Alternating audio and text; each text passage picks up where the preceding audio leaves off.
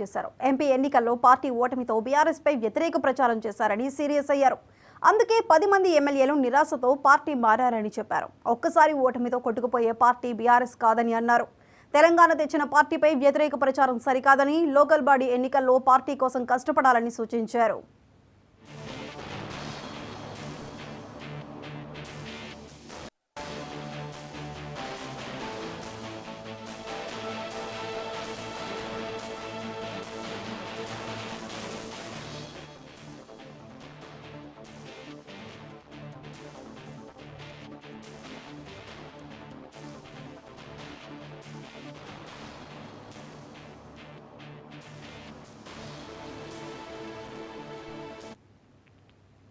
BRS నేతలపై కేసీఆర్ ఆగ్రహం వ్యక్తం చేశారు. ఎంపీ ఎన్నికల్లో పార్టీ ఓటమితో బీఆర్ఎస్ పై వ్యతిరేక ప్రచారం చేశారని సీరియస్ అయ్యారు.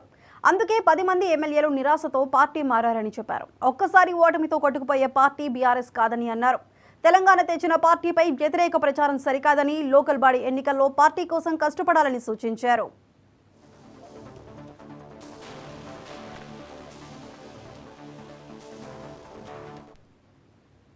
అయితే దీనికి సంబంధించిన మరింత సమాచారం మా స్పెషల్ కరెస్పాండెంట్ రాజ్ కుమార్ అందిస్తారు. రాజ్ కుమార్, చెప్పండి.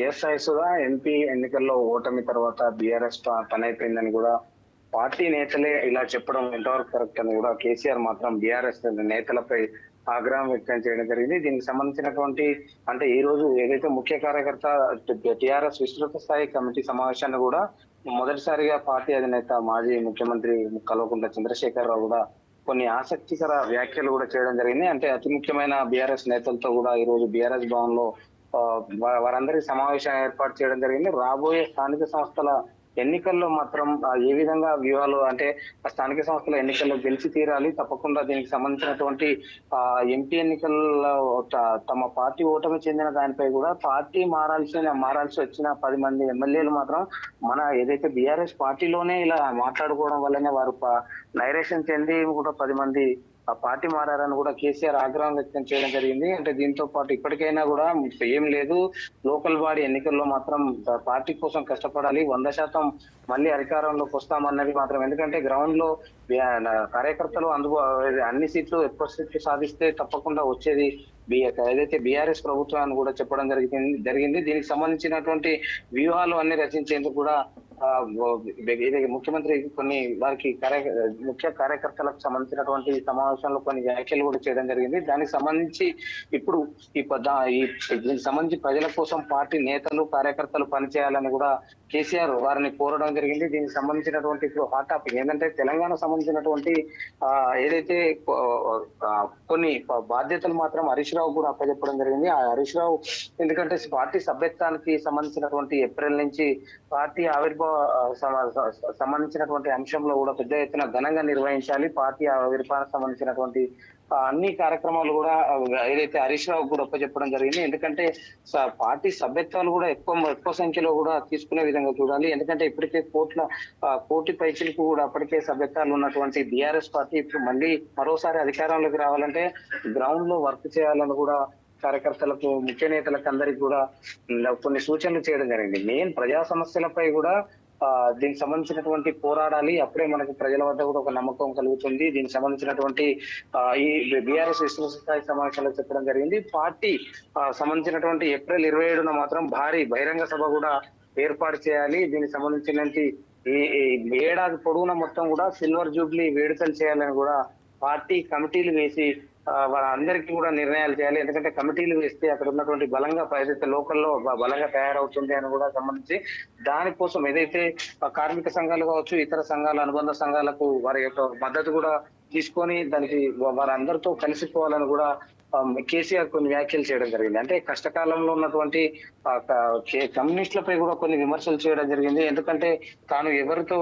అధికారంలో ఉంటే వారితో కలిసిపోతారని కూడా చెప్పడం జరిగింది. దీనికి సంబంధించి ఇప్పుడు తెలంగాణ ప్రజలకు శాశ్వత విజయమే బీఆర్ఎస్ లక్ష్యం అని కూడా కొన్ని వ్యాఖ్యలు చేయడం జరిగింది. ఇలాంటి వ్యాఖ్యలు అంటే ఇప్పుడు కేసీఆర్ చాలా రోజుల తర్వాత మీడియా కార్యకర్తలకు కొన్ని సూచనలు చేయడం, నేతల అభిప్రాయాలు తెలుసుకోవడం, తెలంగాణలో ఉప ఎన్నికలు తప్పకుండా వస్తాయని కూడా కేసీఆర్ చెప్పడం జరిగింది. తెలంగాణకు సంబంధించినటువంటి ఎందుకంటే గతంలో బీఆర్ఎస్ నుంచి గెలిచి కాంగ్రెస్ లోకి వెళ్ళినటువంటి 10 నియోజకవర్గాలు 10 మంది ఎమ్మెల్యేల దానికి సంబంధించినటువంటి దాంట్లో మొత్తం కూడా ఉప ఎన్నికలు వస్తాయి, దాంట్లో కూడా మన పార్టీ గెలిచే విధంగా వ్యూహాలు చేయాలి. ఎందుకంటే సుప్రీంకోర్టు తప్పకుండా తమకే అనుకూలంగా వస్తుంది తీర్పు అని కూడా వారందరికీ కూడా చెప్పడం జరిగింది. కానీ దీనికి సంబంధించి ప్రధానంగా ఇప్పటికీ సొంత పార్టీలోనే ఉండుకుంటూ అలాంటి అంటే పార్టీపై వ్యతిరేకంగా మాట్లాడే వారిని మాత్రం సహించేది లేదని మాత్రం కేసీఆర్ కొంచెం ఘాటుగానే సమాధానం చెప్పడం జరిగింది. ఈ యొక్క పార్టీ బలోపేతానికి ఎలాంటి నిర్ణయాలు తీసుకోవాలన్న దానిపై మాత్రం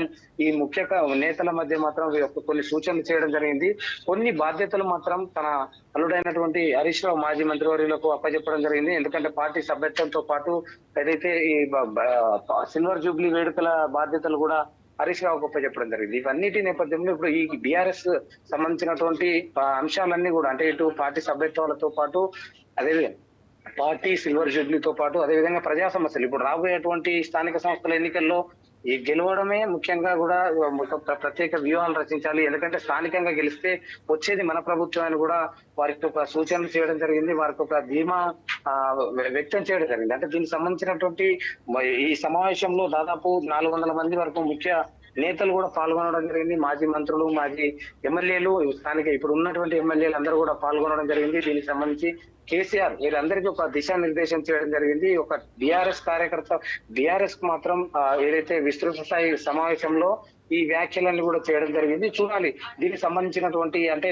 ఇప్పుడు కమిటీలు జిల్లాలలో ఎప్పటికప్పుడు అధ్యక్షులు కావచ్చు, నియోజకవర్గ ఇన్ఛార్జీలను కూడా మార్చే అవకాశం ఉంటుంది. అక్కడ ఉన్నటువంటి అంటే చాలా గ్రామీణ ప్రాంతాల్లో కూడా కాంగ్రెస్ ఎక్కువ సీట్లు విజయం సాధించిన నేపథ్యంలో ఇప్పుడు ఒక్కసారిగా కూడా ఆ ప్రాంతాల్లో కూడా పార్టీ బలోపేతానికి మాత్రం అన్ని చర్యలు తీసుకునే విధంగా కేసీఆర్ కొన్ని సూచనలు చేయడం జరిగింది.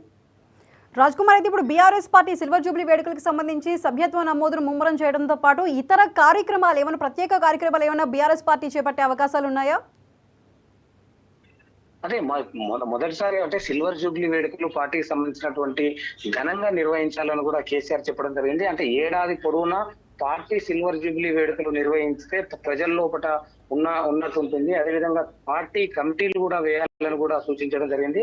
కమిటీ ఏదైతే ప్రతి ఒక్క నియోజకవర్గాల జిల్లాల ఇన్ఛార్జీల అనుబంధ సంఘాలకు కూడా మొత్తం కూడా ఇన్ఛార్జిగా కూడా దానికి సంబంధించినటువంటి బాధ్యతలన్నీ కూడా హరీష్ రావు గొప్ప చెప్పడం జరిగింది. దీనికి సంబంధించినటువంటి అంటే ఎందుకంటే పార్టీ బలోపేతమే ముఖ్య లక్ష్యం అని కూడా కేసీఆర్ చెప్పడం జరిగింది. తెలంగాణ సంబంధించినటువంటి గత గాయాల నుంచి కోలుకునే విధంగా తెలంగాణలో మళ్ళీ అదే స్థితిని కొనసాగించేందుకు మాత్రం భారీ వ్యూహాలు రచించాలి. ఎందుకంటే ప్రజల లోపల ఇంకా కేసీఆర్ బీఆర్ఎస్ పై నమ్మకం ఉంది. పార్టీలో వండుకుంటూనే ఇలా కొంతమంది మాట్లాడుతున్నారు తప్ప గ్రామీణ వ్యవస్థలో మాత్రం కింది స్థాయి నుంచి మాత్రం ఎక్కువ ఇప్పటికీ బలంగానే మన పార్టీ ఉంది కాబట్టి వాళ్ళు వచ్చేది బీఆర్ఎస్ అధికారంలో వస్తుంది కాబట్టి స్థానిక సంస్థల ఎన్నికల్లో మాత్రం తప్పకుండా విజయం సాధించాలి అని కూడా చెప్పడం జరిగింది. అంటే ఈ పార్టీ మాత్రం బలోపేతం చేసేందుకు మాత్రం కొన్ని వ్యూహాలు అదేవిధంగా ప్రతి వ్యూహాలు అంటే ఎందుకంటే ఇప్పుడు కాంగ్రెస్ ప్రభుత్వంపై కొన్ని విమర్శలు చేయనప్పటికీ పార్టీ ముఖ్య కార్యకర్తలకు మాత్రం కొన్ని సూచనలు చేయడం జరిగింది. ఏదైతే ప్రజా సమస్యలపై స్థానికంగా ఉండేటువంటి ప్రజా సమస్యలపై పోరాటం చేస్తే తమదే విజయం సాధిస్తాం, ఎందుకంటే వీళ్ళు కాంగ్రెస్ కు చేసేంత లేదు కాబట్టి అని కూడా చెప్పడం జరుగుతుంది. రాజ్ కుమార్, అయితే ఇప్పుడు రాబోయే దీనికి సంబంధించి ఈ నెలాఖరులో కూడా బహిరంగ సభ ఒకటి ఉంటుంది, అందులో కేసీఆర్ కూడా మాట్లాడబోతున్నారంటూ ఒక ప్రచారం జరుగుతుంది. దానికి సంబంధించి అంటే ఈ నెలాఖరు లోపు జరగబోయే బహిరంగ సభ ఉంటుందా, లేదంటే దానిపై ఉన్న అవగాహన ఏంటి? అంటే బీఆర్ఎస్ సంబంధించినటువంటి ఆవిర్భావ దినోత్సవం రోజు 27వ తారీఖు కూడా ఏప్రిల్ 27న కూడా పెద్ద ఎత్తున భారీ బహిరంగ సభ పెట్టి అందులో ప్రజలు అంటే మొత్తం తెలంగాణ అన్ని జిల్లాల వ్యాప్తంగా కూడా ప్రజల్ని పెద్ద ఎత్తున తీసుకొచ్చి ప్రజలకు అంటే సమస్యలపై కూడా మాట్లాడేందుకు సభ పెట్టాలని కూడా నిర్ణయం తీసుకోవడం జరిగింది. ఈ యొక్క ఏప్రిల్ 27వ తారీఖు మాత్రం అప్పటి వరకు అన్ని జిల్లా ఇన్ఛార్జీలు కావచ్చు, జిల్లాకు సంబంధించినటువంటి కమిటీలు వేయాలని కూడా హరీష్ రావుకు చెప్పడం జరిగింది. ఇలాంటి పరిస్థితులలో ఇప్పుడు దానికి సంబంధించి అంటే లోకల్ బాడీ ఈ లోకల్ బాడీ ఎన్నికలు కావచ్చు, దానికి సంబంధించినటువంటి ఎక్కువ విజయం సాధించాలి అన్న దానిపై కూడా పార్టీ సభ్యత్వాలు కూడా ఎక్కువగా తీసుకోవాలి, ఏదైతే దానికోసం కింది స్థాయి నుంచి అందరు కష్టపడాలి అని సూచించడం జరిగింది. ఇదే పరిస్థితులలో ఇప్పుడు ఈ బహిరంగ సభ ద్వారా మాత్రం ఇక్కడి నుంచి అంటే ఇన్ని రోజులంటూ మీడియా ముందుకు తక్కువగా వచ్చి అసెంబ్లీ కూడా రానటువంటి ఇప్పుడు కేసీఆర్ ఇప్పుడు ఒక్కసారిగా వచ్చి పార్టీ నేతలకు అందరికీ కూడా సూచనలు చేయడంతో పాటు వారికి అంటే దిశానిర్దేశం చేయడం జరిగింది. ఎన్నికల్లో మాత్రం వారు గెలిచే విధంగా వ్యూహాలు రచించేందుకు కేసీఆర్ చెప్పడం జరిగింది. రాజ్ కుమార్, ఇప్పుడు ఈ లోకల్ బాడీ ఎన్నికలకి సంబంధించి దానికి విజయం చేకూర్చడానికి కేసీఆర్ ఎటువంటి కార్యక్రమాలైనా పాల్గొనబోతున్నారా?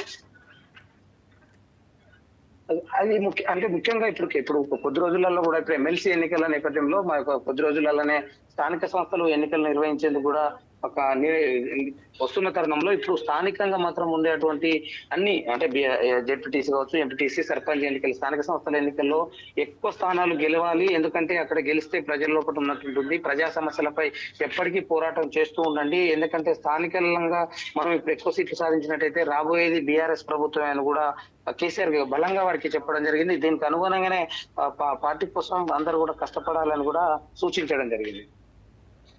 Right Raj Kumar, thank you.